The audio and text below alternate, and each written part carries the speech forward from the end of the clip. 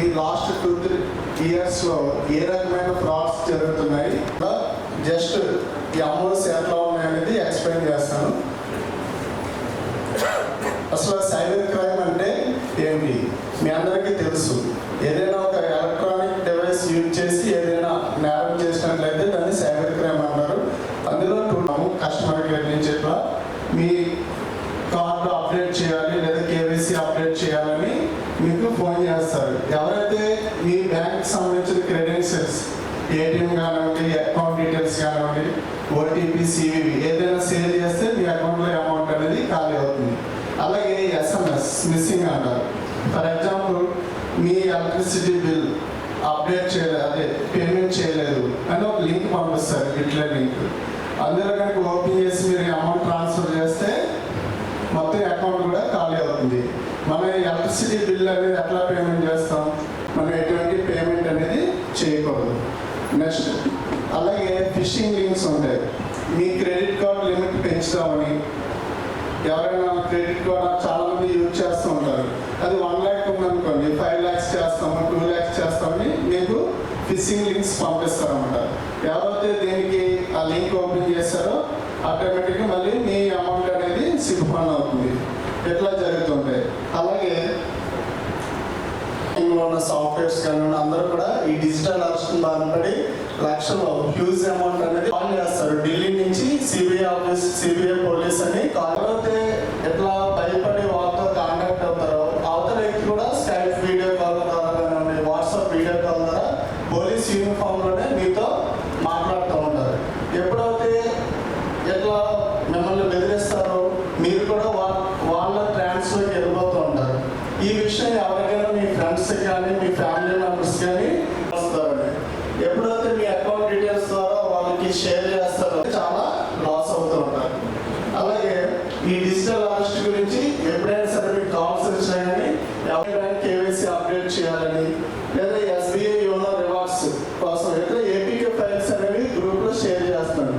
చాలా మంది తెలియక రివార్డ్స్ తీసుకోవడానికి ఆ ఏపీకే ఫైల్ అనేది ఓపెన్ చేస్తున్నారు అనమాట. ఎప్పుడైతే ఆ ఏపీకే ఫైల్ ఓపెన్ చేస్తారో వాళ్ళ వాట్సాప్ అనేది హ్యాక్ అవుతుంది. అలాగే వాళ్ళ మొబైల్లో ఉన్న క్రెడెన్షియల్స్, వాళ్ళ డేటాబేస్ అంతా కూడా బ్రీచ్ అవుతుంది. ఫర్ ఎగ్జాంపుల్ మన రెవెన్యూ ఆర్గనైజేషన్లోనే ఎవరైనా ఒకరు క్లిక్ చేస్తారు ఏపీకే ఫైల్, అప్పుడు ఏమవుతుంది, మీ పేరెంట్స్ శ్రీధర్ అనే ఈ సార్ ఓపెన్ చేస్తారు ఏపీకే ఫైల్.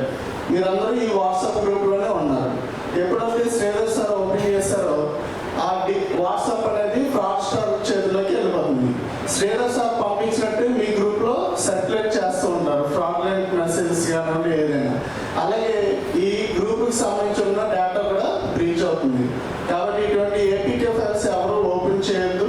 మీ ఏదైతే గ్రూప్స్ ఉన్నాయో అందరూ అడ్మిన్స్ కూడా ముందుగా వార్న్ చేసి చెప్పండి. ఇటువంటి ఏపీకే ఫైల్స్ ఎవరైతే సెండ్ చేస్తారో వెంటనే ఎవరైతే ఏపీకే ఫైల్ పర్సన్ వచ్చిందో అది డిలీట్ చేస్తే ఫర్దర్ డ్యామేజ్ లేకుండా జరుగుతుంది.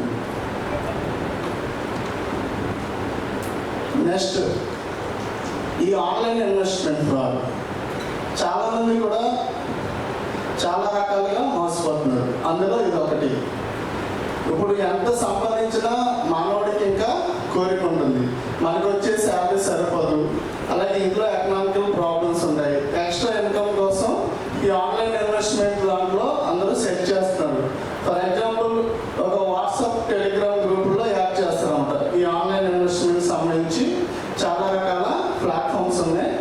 ఎవరైతే సెట్ చేశారో ఈ ఆన్లైన్ ఇన్వెస్ట్మెంట్ సంబంధించి ముందుగా మిమ్మల్ని ఒక వాట్సాప్, టెలిగ్రామ్ గ్రూపులో యాడ్ చేసి మిమ్మల్ని అందులో టాస్క్ అంటే ఫర్ ఎగ్జాంపుల్ ఒక 500 రూపీస్ పెట్టి మీరు ఇన్వెస్ట్ చేస్తే మీకు 8,000 వస్తాయని, అలాగే యూట్యూబ్ వీడియోస్ లైక్ చేస్తే అమౌంట్ వస్తాయని, ఏదైనా హోటల్స్కి రేటింగ్ ఇస్తే అమౌంట్ వస్తాయని, లేదా బిట్ కాయిన్ అంటారు, ట్రేడింగ్ అంటారు, అన్ని వాట్సాప్, టెలిగ్రామ్ గ్రూపుల్లోనే మీ చేత ఇన్వెస్ట్ చేపిస్తారు.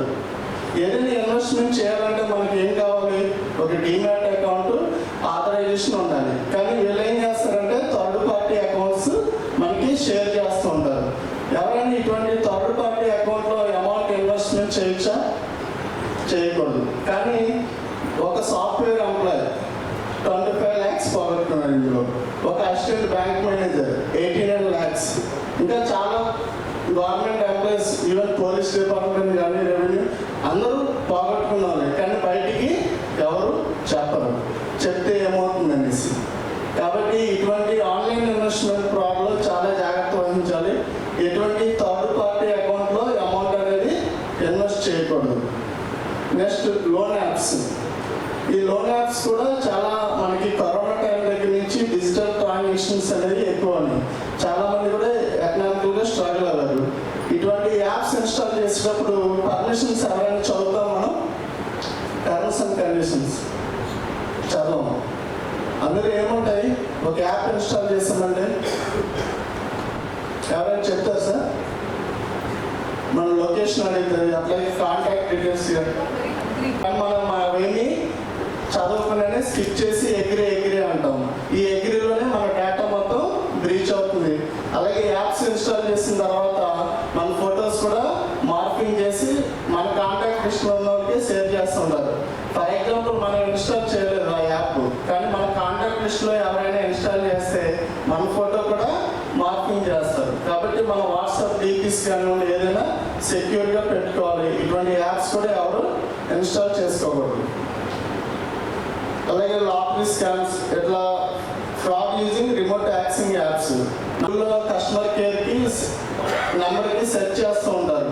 ఎప్పుడు అలా చేయకూడదు. గూగుల్లో సెర్చ్ చేసినప్పుడు ఒరిజినల్ నెంబర్తో పాటు ఫేక్ నెంబర్స్ కూడా డిస్ప్లే అవుతాయి. ఫర్ ఎగ్జాంపుల్ మీకు ఎస్బీఐ బ్యాంక్లో ఏదో మనీ ట్రాన్సాక్షన్ ప్రాబ్లం వచ్చింది, ఆ ఎస్బీఐ కస్టమర్ కేర్ అని గూగుల్లో సెర్చ్ చేస్తారనుకోండి, ఒరిజినల్తో పాటు ఫేక్ నెంబర్ కూడా డిస్ప్లే అవుతుంది. ఎప్పుడైతే ఫేక్ నెంబర్ కాల్ చేస్తామో వాళ్ళు ఇటువంటి యాప్స్ అనేవి ఇన్స్టాల్ చేపిస్తారు. ఎప్పుడైతే ఈ ఎమిడెన్స్ ఇటువంటి యాప్స్ ఇన్స్టాల్ చేసి వాళ్ళు కోడ్ షేరింగ్ ఇచ్చామో స్క్రీన్ షేరింగ్ అనేది అవుతుంది. తర్వాత మన అమౌంట్ ఆటోమేటిక్గా అకౌంట్లో మనకు తెలియకుండానే డిడక్షన్ అనేది జరుగుతుంది. మనం ఏమి ఓటీపీ కూడా చెప్పనవసరం లేదు. అలాగే యూపీఐ ఫ్రాడ్స్ అంటే మనం వాలెట్స్ కూడా ఎవరు క్యారీ చేయట్లేదు. ఇప్పుడు సింపుల్గా మనం ఫోన్ చేయాలన్నా 100 రూపీస్ కూడా ఫోన్పే ద్వారానే ట్రాన్సాక్షన్ చేస్తున్నాం. ఎప్పుడైనా మనం యూపీఐ ట్రాన్సాక్షన్ చేసేటప్పుడు యూపీఐ పిన్ ఎప్పుడు ఎంటర్ చేస్తాం సార్? ఎవరికైనా అమౌంట్ పేమెంట్ చేసేటప్పుడే. కానీ మనకు వచ్చేటప్పుడు యూపీఐ పిన్ అనేది ఎంటర్ చేయకూడదు. కానీ వాడు మనకి ఏం చేస్తారంటే ఫోన్పేలో రివార్డ్స్ పంపిస్తూ ఉంటాడు. రివార్డ్స్ పంపించినప్పుడు ఫర్ ఎగ్జాంపుల్ ఒక 10,000 మీకు రివార్డ్ పంపిస్తున్నట్టు చూపిస్తాడు. తర్వాత కింద send prize money in bank అంటాడు. అది క్లిక్ చేసిన తర్వాత యూపీఐ పిన్ అనేది అడుగుతుంది. ఎప్పుడైతే మీరు యూపీఐ పిన్ ఎంటర్ చేశారో ఆ 10,000 మీకు రావు, మీ అకౌంట్లో ఉన్న అమౌంట్ వాళ్ళకి వెళ్ళిపోతాయి అన్నమాట. ఇటువంటి రివార్డ్స్ కూడా ఎవరు రెస్పాండ్ అవ్వకూడదు. అలాగే హనీ ట్రాప్ అనమాట. చాలామంది కూడా మనం వెబ్సైట్లో బ్రౌజ్ చేస్తున్నప్పుడు పాపప్స్ వస్తుంటాయి, యాడ్స్ వస్తూ ఉంటాయి. అవి ఆటోమేటిక్గా ఎవరైనా అట్రాక్ట్ అయ్యి క్లిక్ చేసినా లేదా ఫేస్బుక్లో ఒక అందమైన అమ్మాయి ఫోటోతో మెసేజెస్ పంపిస్తారు. వాటికి రెస్పాండ్ అయ్యి వాళ్ళతో చాట్ చేసినప్పుడు వాట్సాప్ ద్వారా మీకు కాంటాక్ట్ అవుతారు అన్నమాట. ఫస్ట్ న్యూడ్గా వాళ్ళు వీడియో చాట్ చేసి మిమ్మల్ని కూడా అట్లా చేయమని చేస్తూ ఉంటారు. ఎవరైతే ఎట్లా చేశారో ఆ స్క్రీన్ రికార్డ్ చేసి మీ ఫేస్బుక్ కాంటాక్ట్లో ఉన్న ఫ్రెండ్స్ కూడా షేర్ చేస్తుంటారు. ఇట్లా చాలామంది ఆర్గనైజేషన్లో చాలామంది ముసలి వాళ్ళు కాదు, ఏజ్ చిన్నపిల్లలు కూడా ఈ హనీ ట్రాప్లో చాలామంది పడ్డారు. కాబట్టి ఇటువంటి అట్రాక్షన్కి ఎవరు గురి కాకుండా ఇటువంటి వచ్చినప్పుడు అవాయిడ్ చేసి బ్లాక్ చేసుకోండి. అంతేగాని ఎవరైనా అట్రాక్ట్ అయ్యి వాళ్ళతో వీడియో చాట్ చేయడం కానీ ఎట్లా చేస్తే స్క్రీన్ రికార్డ్ చేసి అందరికీ షేర్ చేస్తారు. దీనివల్ల మన లైఫ్ కూడా ఇబ్బంది అవుతుంది. అలాగే అకౌంట్ టేక్ఓవర్. మీ ఫేస్బుక్ కానివ్వండి, ఇన్స్టాగ్రామ్, చాలామందికి డిఫరెంట్ సోషల్ మీడియా అకౌంట్స్ ఉంటాయి. ఈ అకౌంట్స్ అన్నీ కూడా స్ట్రాంగ్ పాస్వర్డ్ పెట్టుకోవాలి. ట్రాక్ చేస్తారు. అకౌంట్ టేక్ఓవర్ అయిన తర్వాత మీరు పంపిస్తున్నట్టే వాళ్ళు ఇల్లీగల్ యాక్టివిటీస్ అన్ని షేర్ చేస్తూ ఉంటారు. కానీ మీ క్రెడెన్షియల్స్ బ్యాంక్కి సంబంధించి కానీ మన ఫ్రెండే కదా, మన తమ్ముడే కదా అని ఎవరికి మన డీటెయిల్స్ అనేవి ఇవ్వకూడదు. నెక్స్ట్ ఓఎల్ఎక్స్ ఫ్రాడ్లో కూడా చాలా జరుగుతూ ఉంటాయి. ముఖ్యంగా చాలామంది ఐఫోన్ కానీ కార్లు కానీ కొనుక్కుందాం అనుకుంటారు. అవి బయట 10 lakhs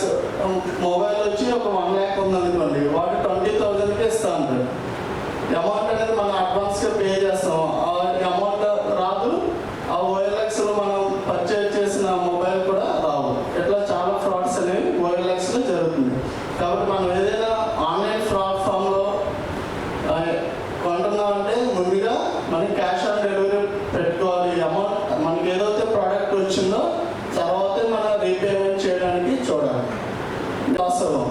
కానీ ఈ AEPS Aadhaar enable payment system మనం ఏమి చేయకుండానే మన అకౌంట్లో అమౌంట్ కూడా డిడక్ట్ అవుతున్నాయి. అంటే చాలామంది ఫర్ ఎగ్జాంపుల్ రిజిస్ట్రేషన్ వెబ్సైట్ ఉంది, అందులో ఈసీ డాక్యుమెంట్లో మన పేరు, ఫోటో, థంబ్ ప్రింట్ ఎట్లా ఉంటాయి. అటువంటి కొన్ని డాక్యుమెంట్స్ వాళ్ళు ఫ్రాడ్స్టర్స్ క్యాచ్ చేసి ఈ సింథటిక్ లేయర్తో ఒక ఫేక్ ఫింగర్ ప్రింట్ అనేది తయారు చేస్తున్నారు. ఏదో క్లోన్డ్ ఫింగర్ ప్రింట్ యూజ్ చేసి వాళ్ళే ఒక POS మిషన్ దగ్గర పెట్టుకుని అమౌంట్ 10,000 బిల్ అనేది విత్డ్రా చేస్తున్నారు.